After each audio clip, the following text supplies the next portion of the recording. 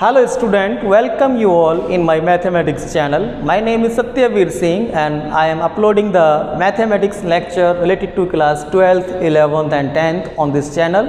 So if you are new to this channel, please subscribe my channel and share with your friend so that the channel can reach to the needy student. Let us see, today I want to discuss with you something about the parametric function. I want to discuss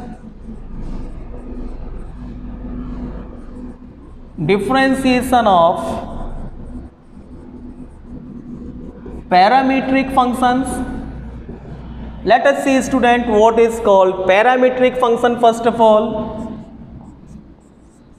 what is parametric functions?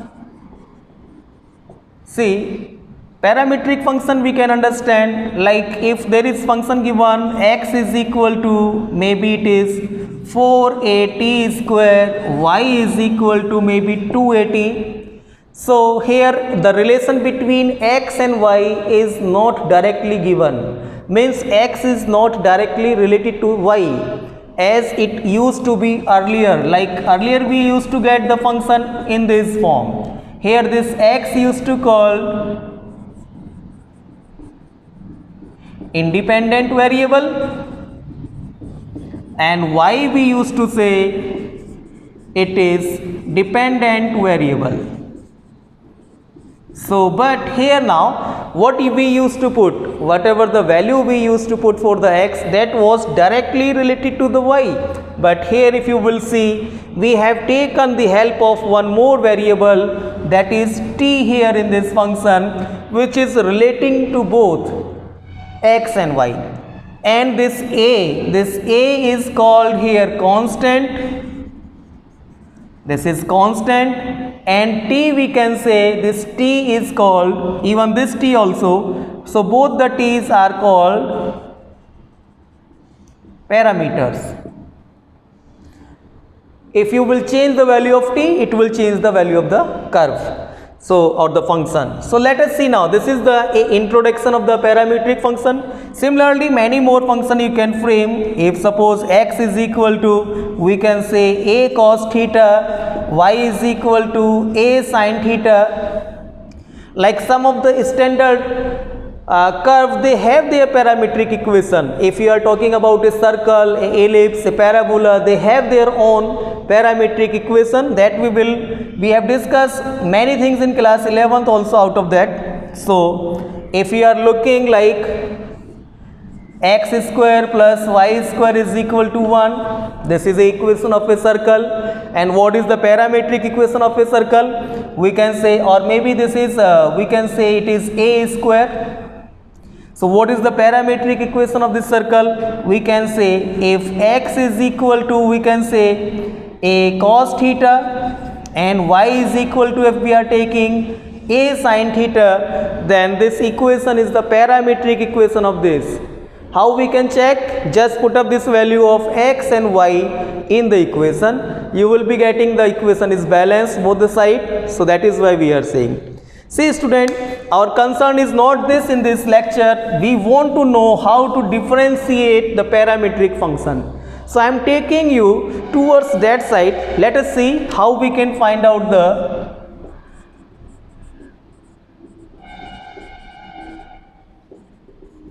differentiation of parametric functions. If I am taking some example like x is equal to, suppose the first one I am taking, it is 4at square, y is equal to, it is 2at. So how we will find out the differentiation? Here we will have to differentiate individually. We will differentiate this x function with respect to the parameter, that is dx upon dt. It will be now 8at.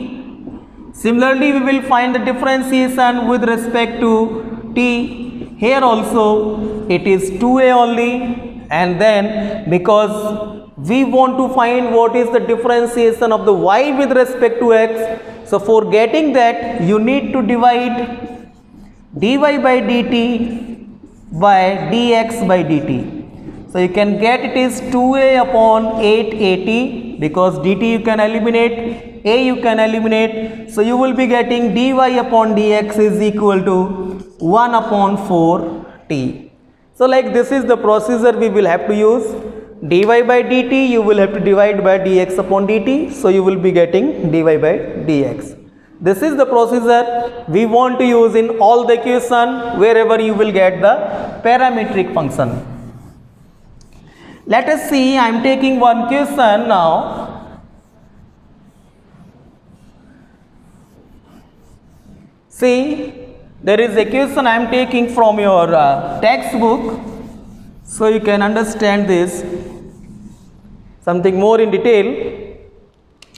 If let the question is x is equal to, it is root, we can say a raised to sine inverse t, and y is equal to, this is root a raised to cos inverse t, then show that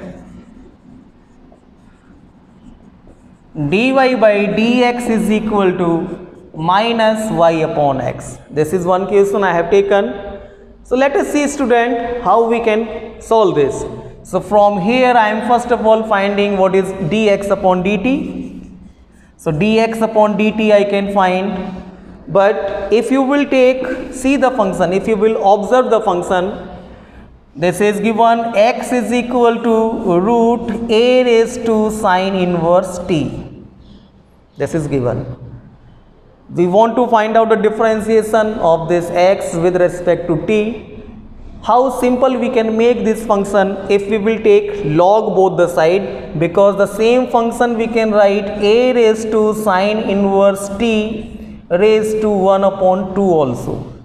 And now if you will take log, taking log both side, so what we can do, we can write this, it is log x is equal to 1 upon 2 and 1 upon 2 log a raised to sine inverse t.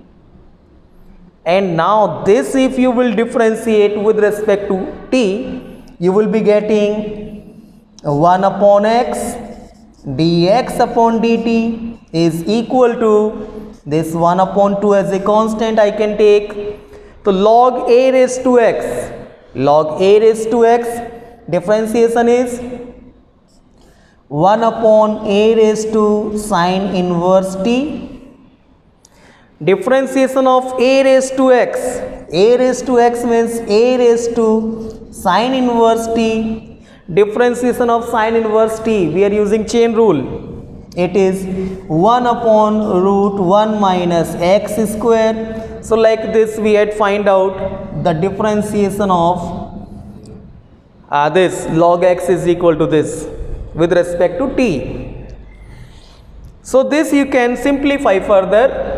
I can further write here, from here, if this x you will multiply, so we got dx upon dt is x upon 2, and this part is in the product, so we can write this is a raised to sine inverse t upon, this is a raised to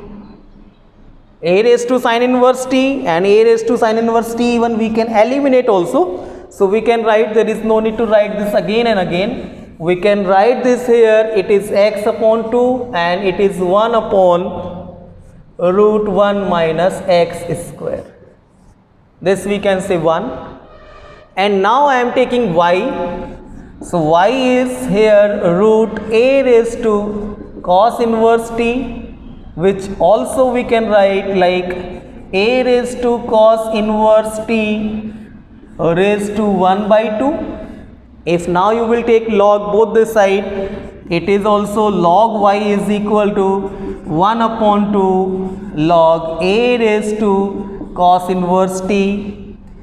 If you will differentiate this, differentiate with respect to t, so we will be getting from here 1 upon y dy by dt is equal to 1 upon 2 as a constant, 1 upon a raised to cos inverse t into a raised to cos inverse t into cos inverse t is minus 1 upon root 1 minus x square.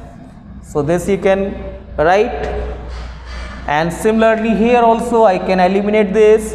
I can write further dy upon dt is equal to y upon 2, and this minus also I can multiply here. So you see it is minus y upon 2 and root 1 minus x square. This we are saying second. So now you divide second equation by 1. If you will divide, we can write by second and first. So we will be getting dy by dt upon dx upon dt. See what I am doing? I am dividing. Okay, I should write this that side. So I am writing this here. I am writing this part here now.